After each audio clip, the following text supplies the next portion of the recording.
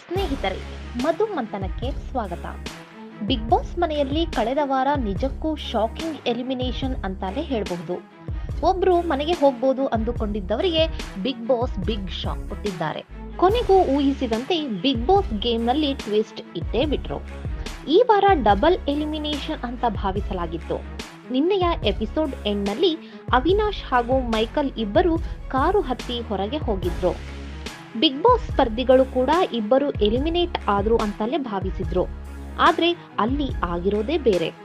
ಅವಿನಾಶ್ ಅವರು ಮಾತ್ರ ಎಲಿಮಿನೇಟ್ ಆಗಿದ್ದು, ಮೈಕಲ್ ಬಿಗ್ ಬಾಸ್ ಮನೆಗೆ ಮತ್ತೆ ವಾಪಸ್ ಬಂದಿದ್ದಾರೆ. ಇದಕ್ಕೆ ಪುಷ್ಟಿ ಎಂಬಂತೆ ದೊಡ್ಡ ಮನೆಯಲ್ಲಿ ಈ ವಾರ ಪಾತ್ರೆಗಳನ್ನು ಯಾರು ತೊಳೆಯಬೇಕು ಎನ್ನುವ ಮಾತು ಬಂದಾಗ ಸಿರಿ ಅವರು ಮೈಕಲ್ ಅಂತ ಹೇಳ್ತಾರೆ. ಹಾಗಿದ್ರೆ ಮೈಕಲ್ ಕಾರಲ್ಲಿ ಹೊರಗೆ ಹೋಗಲೇ ಇಲ್ವಾ ಅಂತ ನಿಮ್ಮಲ್ಲಿ ಪ್ರಶ್ನೆ ಮೂಡಬಹುದು. ಆದ್ರೆ ಮೈಕಲ್ ಹೋಗಿದ್ರು ಕೂಡ ಅವರನ್ನು ವಾಪಸ್ ಕರೆಸಿಕೊಳ್ಳಲಾಗಿದೆ. ಇನ್ನು ಕಳೆದ ವಾರದ ಅಂತ್ಯದಲ್ಲಿ ಶ್ರುತಿ ಅವರು ಬಿಗ್ ಬಾಸ್ ಮನೆಗೆ ಬಂದಿದ್ರು. ಆಗ ಅವರು ಎಲ್ಲರ ಬಗ್ಗೆ ತಮಗಿರುವ ಅಭಿಪ್ರಾಯವನ್ನು ಹೇಳ್ತಾರೆ.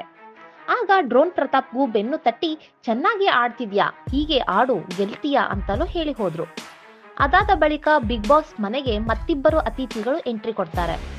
ಶೈನ್ ಶೆಟ್ಟಿ ಹಾಗೂ ಶುಭ ಪೂಂಜಾ ಕೂಡ ಮನೆಗೆ ಬಂದು ಎಲ್ಲರೊಟ್ಟಿಗೆ ಬೆರೆತು ವಾರಾಂತ್ಯದ ಟಾಸ್ಕ್ ಮುಗಿಸಿ ಹೋಗ್ತಾರೆ.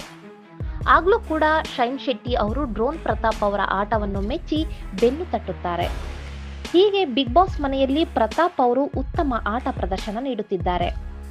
ಆದ್ರೆ ದೊಡ್ಡ ಮನೆಯಲ್ಲಿ ಅವರ ಕಾಲೆಳೆಯಲು ಅನೇಕರು ಪ್ರಯತ್ನಿಸುತ್ತಿದ್ದಾರೆ.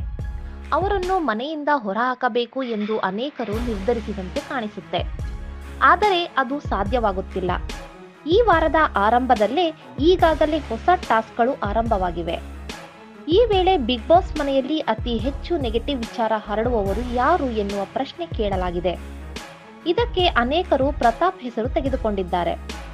ಪ್ರತಾಪ್ ಜೊತೆ ಆಪ್ತವಾಗಿದ್ದ ವರ್ತೂರ್ ಸಂತೋಷ್ ಅವರು ಕೂಡ ತಿರುಗಿ ಬಿದ್ದಿದ್ದಾರೆ. ಆದ್ರೆ ಇದೆಲ್ಲದಕ್ಕೂ ಡ್ರೋನ್ ಪ್ರತಾಪ್ ಅವರು ಸರಿಯಾದ ಉತ್ತರ ಕೊಟ್ಟಿದ್ದಾರೆ. ನಿಮ್ಮ ಪ್ರಕಾರ ಡ್ರೋನ್ ಪ್ರತಾಪ್ ಅವರು ಫೈನಲ್ಗೆ ಹೋಗ್ಬೇಕಾ ಅಥವಾ ಬೇಡವಾ ಎಂಬುದನ್ನು ಕಮೆಂಟ್ ಮಾಡಿ ತಿಳಿಸಿ.